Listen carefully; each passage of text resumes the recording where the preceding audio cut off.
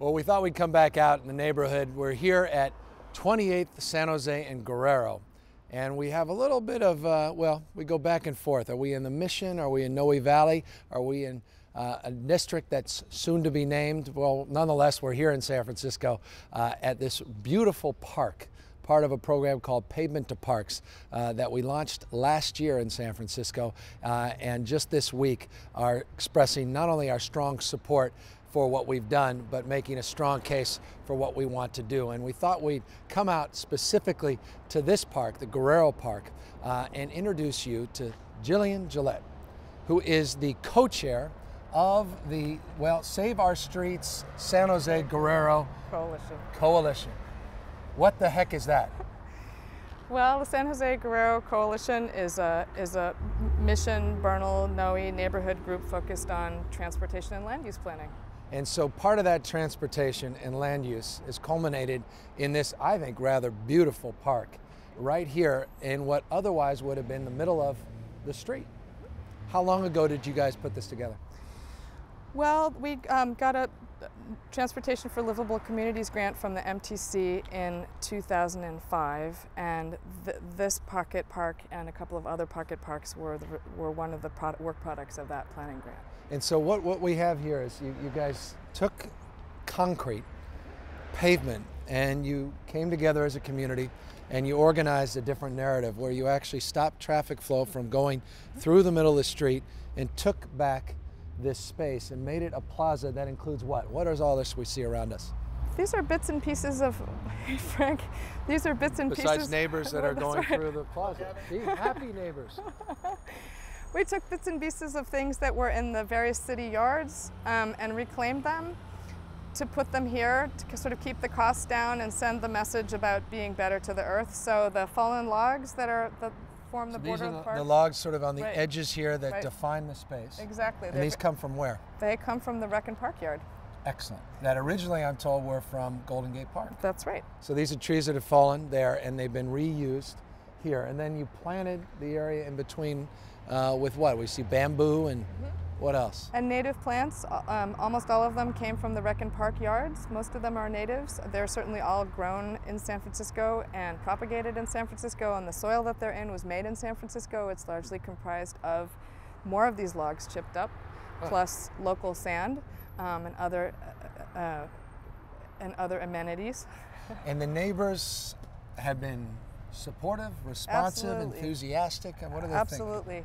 The neighbors have been so enthusiastic that 14 of them so far have pulled sidewalk permeable landscape planting permits. So that's interesting. So what you're saying is just because you did this, it's actually inspiring people to do other things. Exactly. The investment that we've already made is leveraging a new investment that the neighbors will be making themselves, and it follows on the heels of the Greening Guerrero project, which we started also in 2005, for which we've already raised about $120,000 or $130,000, mostly from the neighborhood. It's amazing. To green our own street. And that's the Guerrero you see behind us, that median strip and part of the greening. And boy, the contrast as you drive down between that which was greened and the concrete is pretty stark. And it's a big part of a movement we're seeing throughout the city as we're revitalizing our median strips. To Visadero, of course, Valencia, they've got a huge project. We'll be down in Cesar Chavez, other parts of the city. So what inspired you to identify this specific location for this Pavement to Park program?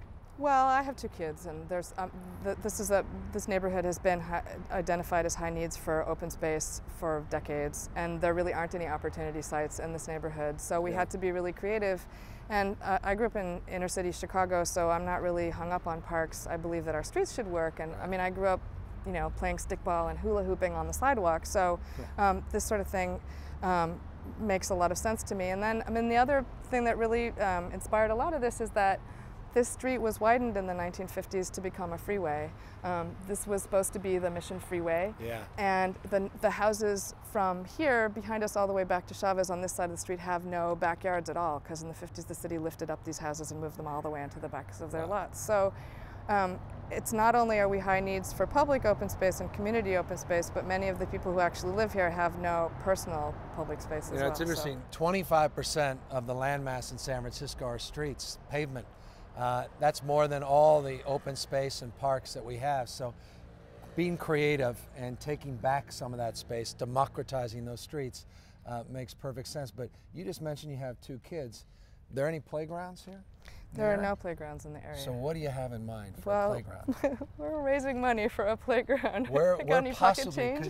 And if you're raising, by the way, you're raising money, who can they contact if they want to make a contribution? They can contact www.sanjoseguerrero.com. We have a donate here button right in the middle of the front. And if they donate, is it possible that we would be standing next to a swing set or a playground right here? We would be standing next to a climbing structure for older kids on top of protective matting with an appropriately designed and engineered fall zone to keep kids safe, and also some ADA compliant seating and a table with a checkerboard on top of it. So it sounds like you've given this some thought. Yeah, pretty much. So the only thing limiting that vision and building on everything you've done is money. Money. All right, folks, you know where to send in how much you need to raise. $7,000. I'm trying to help you here. 7,000. That's it. 7,000. We plead with you to help us finish the job and build on this successful program. Again, we went from 2 of these Pavement to Park programs last year, 12 of them. All of them will be done sort of middle part of the year. We hope by the end of the summer, maybe 1 or 2 may linger in the final quarter of the year. This is all part of our greening initiative, all part of trying to do more with open space and take back some of the city streets, including the Sunday Street program and even some parking spaces that we will judiciously, and I understand how important the word judicious is, judiciously take back in areas like North Beach and do some outdoor seating and just try to experiment to make San Francisco a more livable city. But none of this would be possible without people like you and your leadership. So Gillian, thank you very much for showing folks what you've done and expressing your, I imagine, desire to see more of this in San Francisco. And with that, any final words to those that may want to do this in their neighborhood? Anything you want to say that can encourage folks to learn more about how they can put together a coalition like this and put a park like this in their part of the community? I would say the best thing to do is to go around and talk to your neighbors. I mean, this is all about getting to know your neighbors and keeping people shopping and working and playing in their own neighborhood, because that's what makes a resilient city. On behalf of a resilient city and a remarkable neighborhood leader, thank you all very much for tuning in and learning more about our Pavement to Parks program. Well, thank you to Gillian Gillett again for her extraordinary leadership and stewardship of this Guerrero Park. And if you want to do something similar in your neighborhood, let us know. Call 311, contact us. We've got 12 more of these Pavement to Park programs happening this year. We did 2 again last year, 12 coming up, and I think this really can transform a neighborhood. You start adding these median strips, you start repaving the streets, LED lighting that we have above, and start restoring a sense of cohesiveness and connectivity into a community. And I think with that comes a sense of spirit and pride. And there's such a intangible as well as obviously a tangible benefit through this Pavement to Parks program. But I encourage all of you to actively participate to the extent you haven't in trying to consider doing something similar in your neighborhood. I also wanted just to extend my appreciation to all the volunteers at our 33rd Project Homeless Connect. You know, it is extraordinary. I went there and visited some of those volunteers. Close to 1,000 people showed up. I wasn't sure it was to show up to help reach out to our homeless and help support them, or the fact that Disneyland provided all of them with a free ticket. I'm sure it was the former, not the latter, but we do want to thank Disneyland because every volunteer actually got a free ticket to Disney World or Disneyland for participating. But you know that 19,000, this is an actual number, 19,373 unduplicated. That's individual volunteers have participated. Close to 20,000 volunteers have participated in Project Homeless Connect. It's really an extraordinary thing. And I could tell you, all the things I've done as mayor, a few things make me more proud of that civic engagement, that commitment to stepping up and stepping out and being part of the solution to deal with the issue of poverty and homelessness. Over 29,000 clients have been served. It's just a mesmerizing thing. And if you want to volunteer and you want to learn more about Project Homeless Connect, again, it's being done in 221 other cities now. It's been replicated all over the country, and by the way, in 3 other countries. Call 311 and ask about how you can volunteer.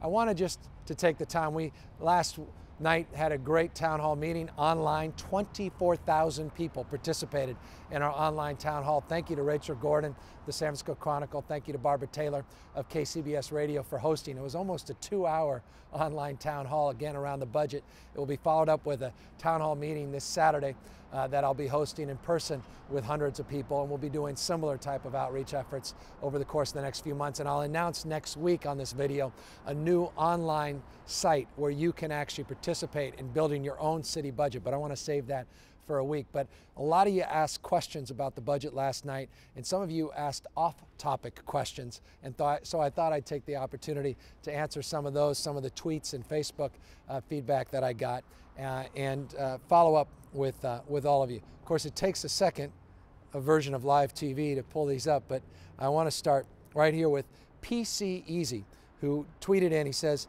"When are you going to really start arresting drug dealers in the Tenderloin?" Well, the fact is, we've been doing that. In fact, at an historic clip, our new police chief, George Gascon, really began his term in tenure by focusing disproportionately on what's going on in the Tenderloin. To give you a stat that you may appreciate, Part 1 crimes in the Tenderloin year to date are down 29%.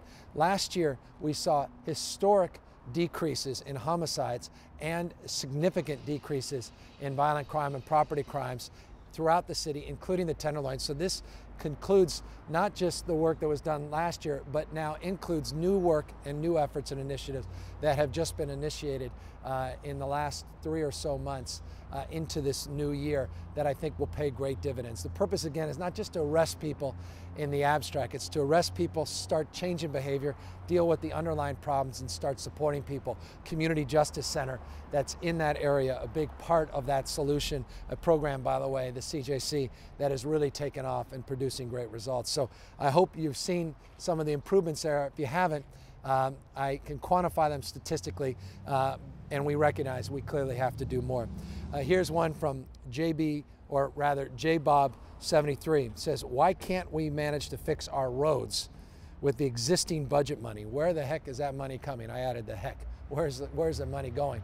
Well, I want you to know that we've quadrupled since I became mayor. Quadrupled. We didn't double. Quadrupled the amount of general fund contribution to repave our streets. Here's what's happened.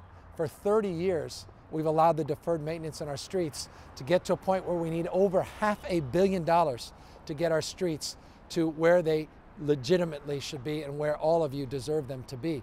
The challenge is we were only providing $12 million of annual general fund contribution to our streets and relying on state and federal money. As the state and federal money began to contract, we then only had that general fund to offset it. But $12 million, you actually end up making, at the end of the year, no real progress because the deferred maintenance is not met and you can't keep ahead. Well, we finally have gotten under our 10-year capital plan to a point where we can stay where we are. And that's real progress, but again, with a low bar.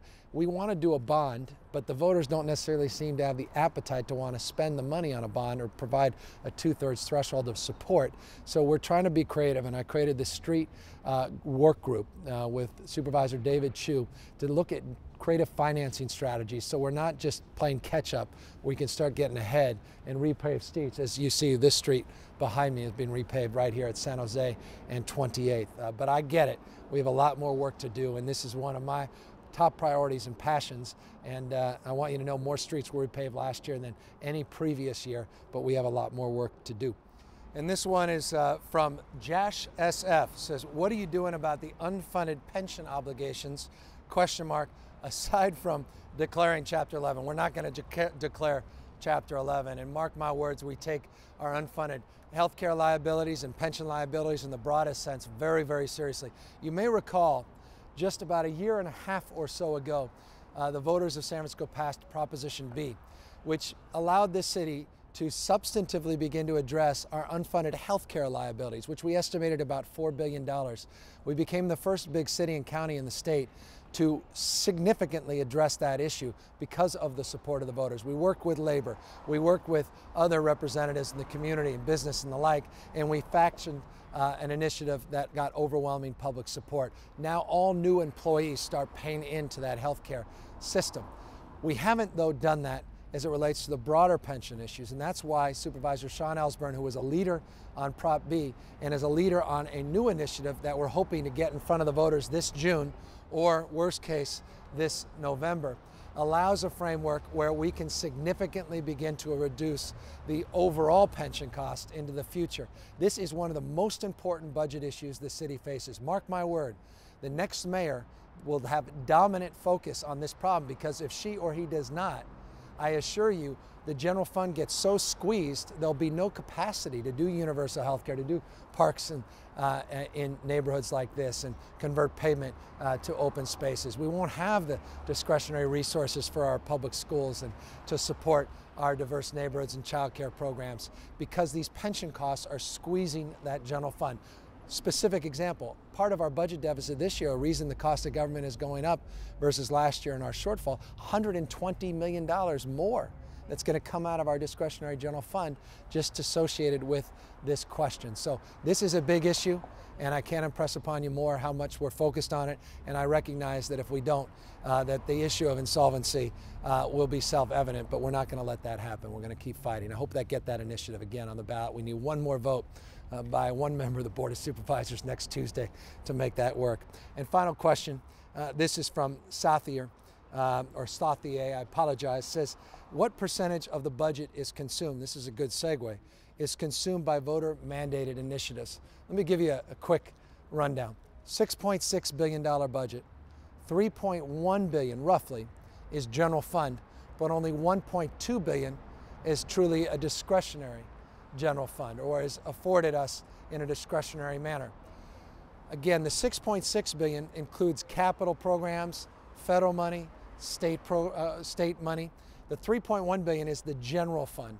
And normally we would have discretion over that entire $3.1 billion, except for the fact approached, or rather associated with this question, that the voters, including me, have set aside a good portion of that money. Again, only $1.2 billion is truly discretion. Police officers, minimum staffing, 1,971, Prop F, and the neighborhood fire stations. Muni, Prop E, and the original set aside for public transit. Our libraries set aside. Department of Children, Youth, and Family, and that children's fund set aside. Prop H, set aside for our support for public schools and sports and library hours and arts and music, the SLAM program and others.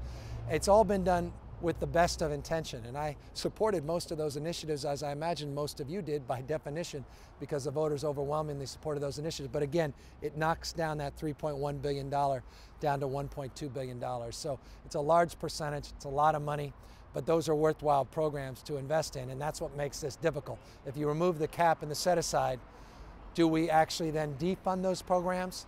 And where then does that money go? That's the question that we need to ask ourselves, if indeed there's a desire, and there's a growing debate about this, to remove the threshold for those set-asides and push them away, or allow a sunset provision on the dates that they would otherwise expire. So that's a debate we're having at City Hall. It's a debate, and we look forward to hearing more from you about it. And I want to encourage all of you again to tweet us and to send more questions on Facebook. And I want to encourage everybody that hasn't done so to do so. And I want to thank everybody that has for giving me the privilege of your feedback in this interaction on a weekly basis. Until next week, have a fantastic weekend. Thank you.